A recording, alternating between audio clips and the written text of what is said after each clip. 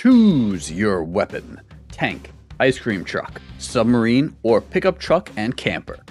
Your mission, should you choose to accept it, is to obliterate the competition because it's the 90s and vehicular combat is all the rage.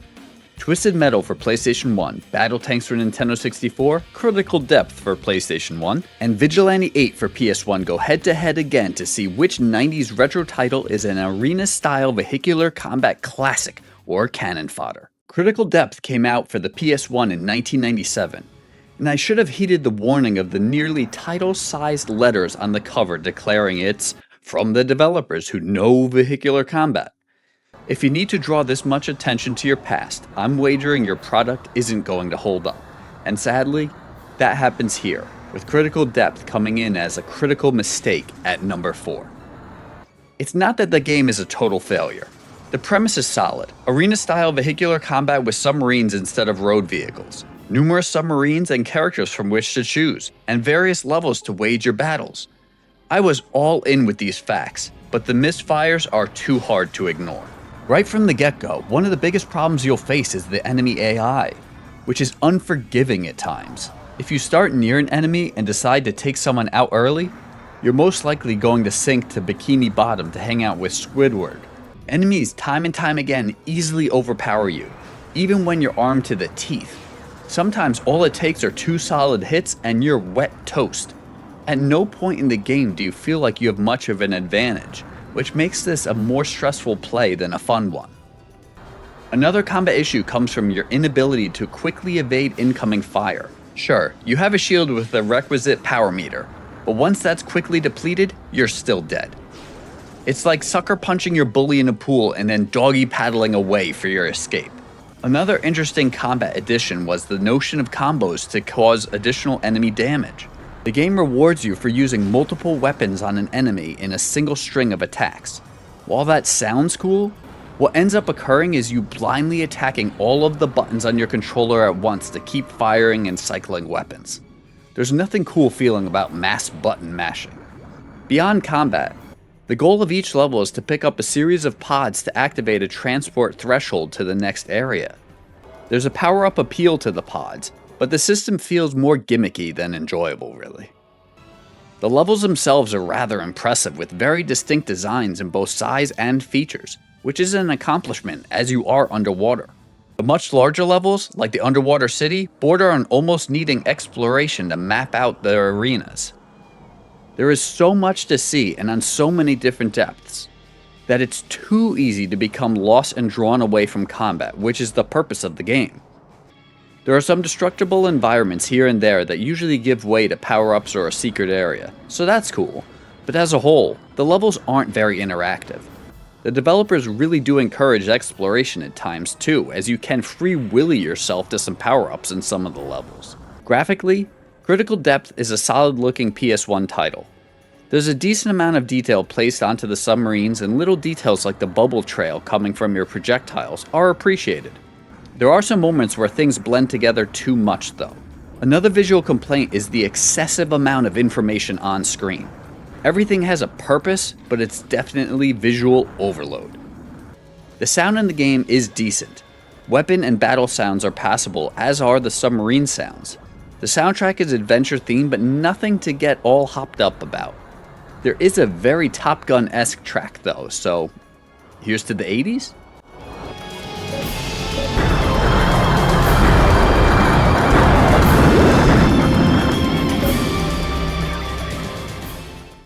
The game sets off the story with a very 90s animated intro, which is sure to elicit a chuckle. Beyond that, each character has a background and a story that develops as you proceed through the game. That is, if you proceed through the game. Regarding quality of life features, Critical Depth is on the hard side of vehicular combat. Unforgiving AI and massive damage from strikes make this a pain to survive at times. The game does offer saves as you get through each level though. Each level lasts for at least several minutes and sometimes longer.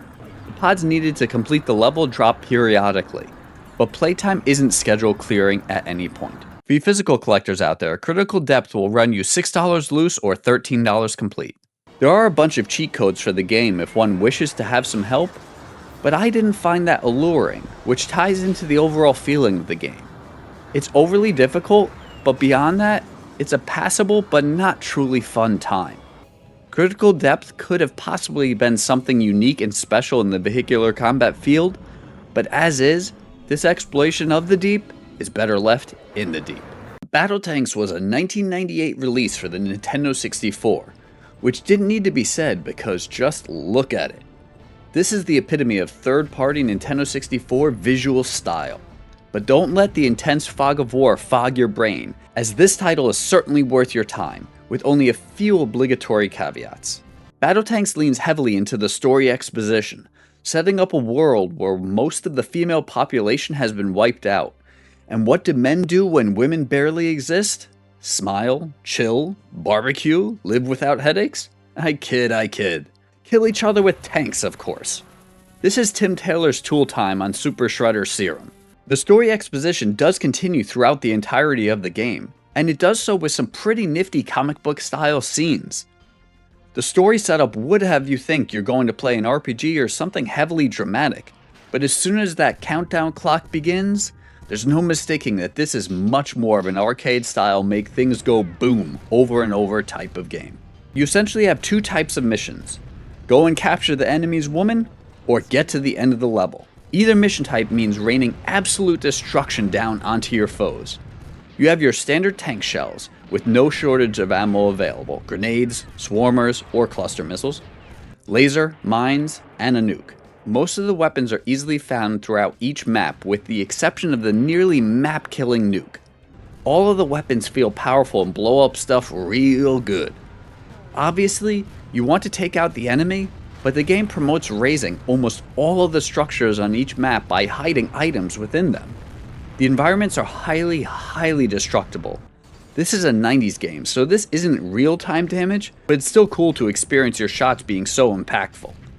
That said, the mission variety is obviously not good, and the levels, although each with a different layout, are essentially wide grids or narrow grids, with little else to differentiate them. What's here is so much fun, but more variety is really needed. You aren't alone in your mission, and you do have computer-controlled allies on your side, but you might as well not. They either just wander into dense enemy fire, or in front of your shots, so don't count on much assistance from them. On some levels, you are able to switch controlling your tank or a Goliath tank, which only strafes on a set track and rotates while deploying its massive cannon for defensive purposes. You do need to jump back to the Goliath anytime your base is being attacked, of which you're notified.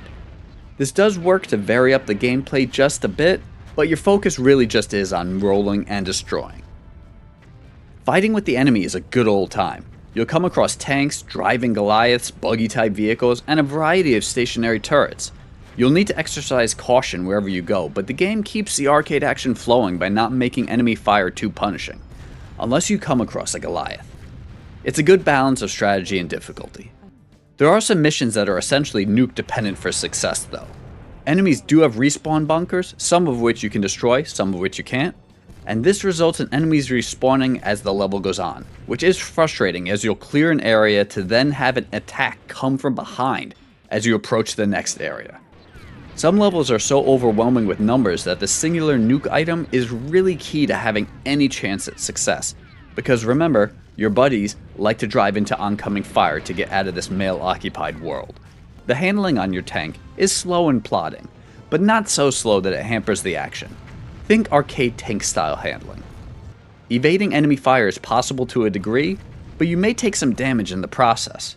It would have been nice to have a greater variety of tanks to choose from here, as the game does start to feel fairly repetitive as it goes on, despite not being a long game.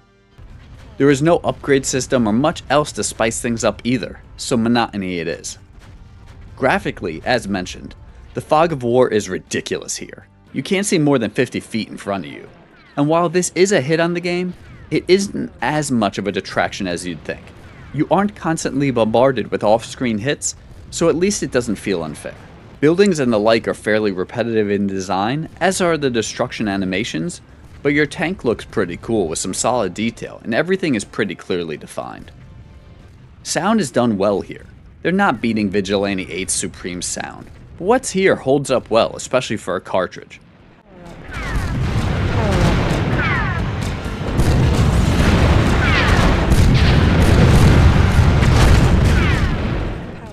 Music does get repetitive at times, and Power Up, being repeated every item pickup, regardless of the type, will haunt your dreams though.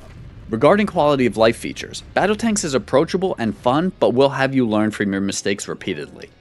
The save system brings you right back to the level at which you died, and you do have bonus levels that allow you to earn more tank lives, which helps your success rate. Of note, items are one-time pickup only, so all the lives in the world won't help you beat Goliaths if you don't have any specials to pick up. The nuke missions are frustrating with their difficulty, but find a nuke, and then they're not. For you physical collectors out there, BattleTanx can be had for $21 loose and $51 complete. BattleTanx was a really fun time. It could have possibly been a greater contender if it offered more tank choices and varied up the mission designs more. As it stands, it is repetitive, but is still a very worthwhile pickup. Vigilante 8, a 1998 release for the PS1, with Nintendo 64 and Game Boy editions following, is very similar to Twisted Metal in all aspects.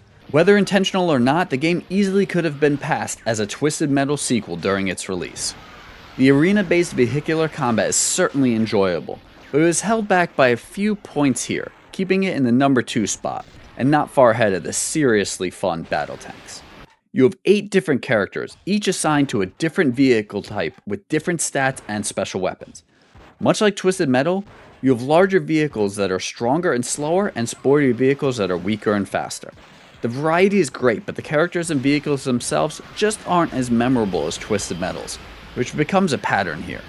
There is no Sweet Tooth equivalent, no Mr. Grimm. And even if you couldn't remember the name of the monster truck or semi-truck, you probably remembered the vehicle type. Vigilante 8 just feels more vanilla. Still, the vehicles do offer a solid variety. The levels in Vigilante 8 are likewise generally less memorable, but still very nicely designed. The farm, ski resort, and aircraft graveyard are distinctly designed and genuinely look very unique.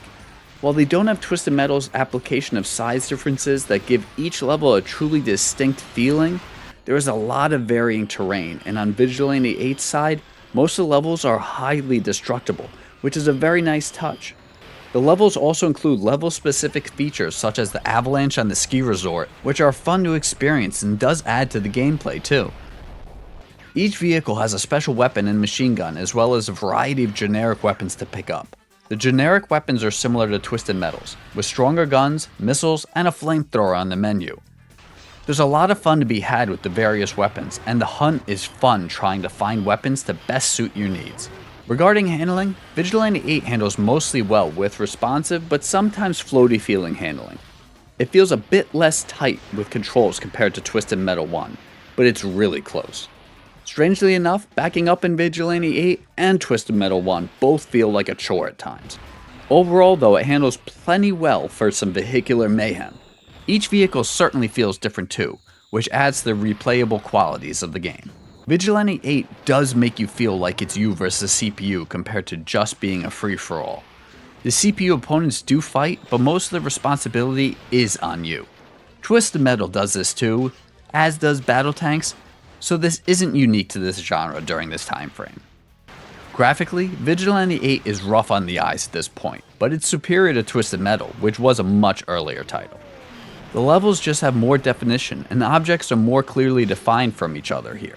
Additionally, Vigilante 8 goes the extra credit route by attaching whichever weapon pickup you have to your car until it's out of ammo. This was really cool to see and adds an additional layer of immersion, as missiles aren't just randomly coming out from an imaginary port at the front of your vehicle. The vehicle damage also includes animated points, such as the door of the camper swinging, so you really have some nice detail focus here. Sonically, Vigilante 8 comes out swinging with much punchier sounds than any other game in this comparison. The sound effects from the gunshots and explosions are much clearer and stronger than BattleTanx, which isn't a surprise considering CD vs cartridge limitations, but Vigilante 8 even one-ups Twisted Metal.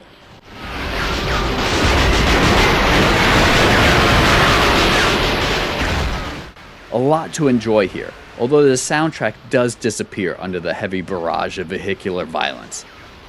Regarding quality of life features, Vigilante 8 is fairly balanced, but certainly not a cakewalk. It does require some know-how and a non-rushed approach. Vigilante 8 also introduces bonus objectives for each level, which are key to unlocking secret characters and levels, but aren't required to beat the level or game. You probably won't be able to cruise through each level too easily, but there are passwords that allow you to jump right back to where you were.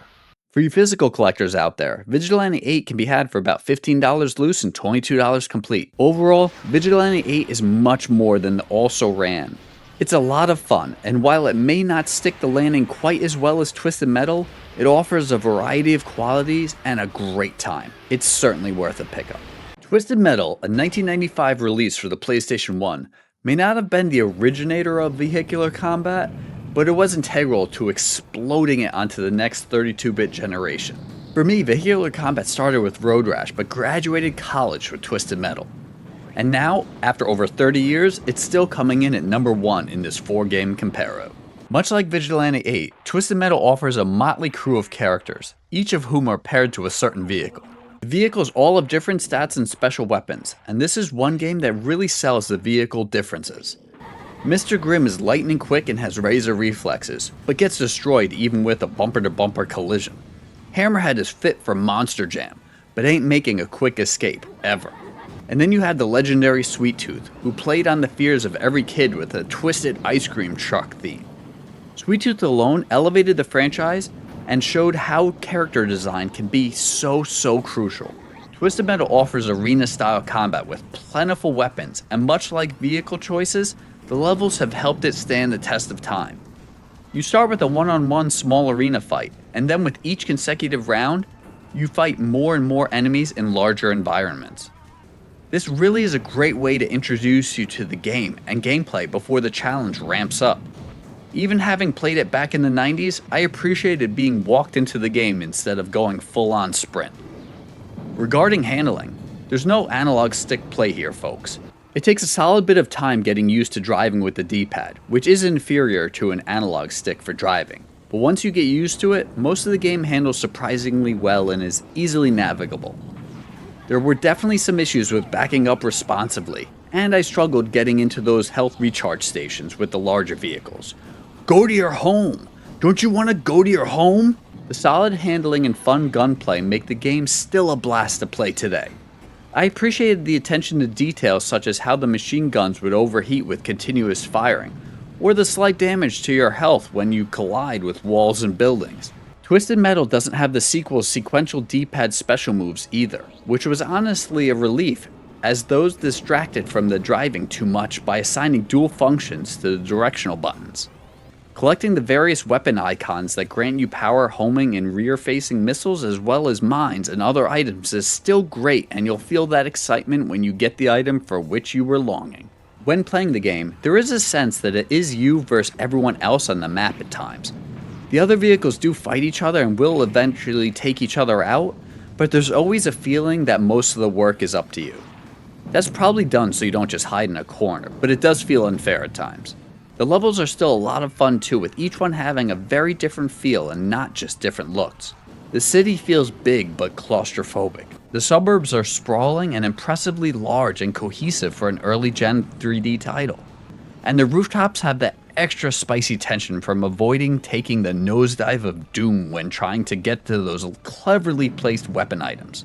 Compared to the number 2 choice, Vigilante 8, Twisted Metal feels slightly more buttoned down when it comes to vehicle handling, fun, level design, and character and/or vehicle designs.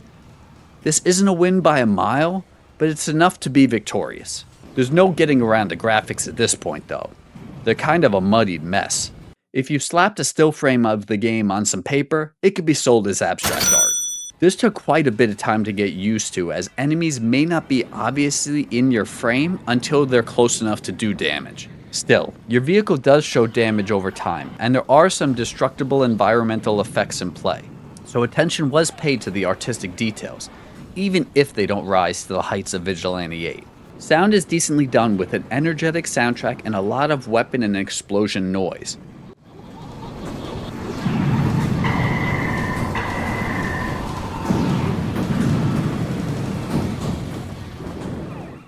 Sound quality is not the best here as it merges together a bit too much, but it's enjoyable. There is a story for each character, but it's essentially only a character description in the vehicle choice menu, and some brief exposition after completing the game. The intensely dark endings of the series weren't really a mainstay from the get-go. Regarding quality of life features, Twisted Metal features one of the easiest password systems I've ever encountered. No changing letters and numbers for 25 minutes here. You get a password for each level, so your progress is safe. Twisted Metal's difficulty is generally balanced, which stands in contrast to the much more unforgiving critical depth that gives you a frustratingly heavy challenge from the get-go. You may need to repeat some levels as the game does offer some challenge, especially if your vehicle isn't exactly suited for the level's design. A huge bonus to the password setup is it allows you to choose whichever vehicle you want to start the level with, so you can get creative with how to attack the level without repeating the entire game. For you physical collectors out there, Twisted Metal can be had for more than expected for a relatively popular game at $16 loose or $35 complete. The game is available digitally for a deal on the PlayStation Store. Why Sony hasn't put out an HD enhanced collection physically is beyond me. Overall, Twisted Metal is still a lot of fun. The graphics are definitely a hurdle, but if you can get past them, there's a quality game here that's easy to get into and has held up way better than expected. Did Twisted Metal deserve the win here, or were Vigilante 8's refinements enough to secure the victory? Or do you prefer vehicular combat via tank or submarine? Let me know in the comments.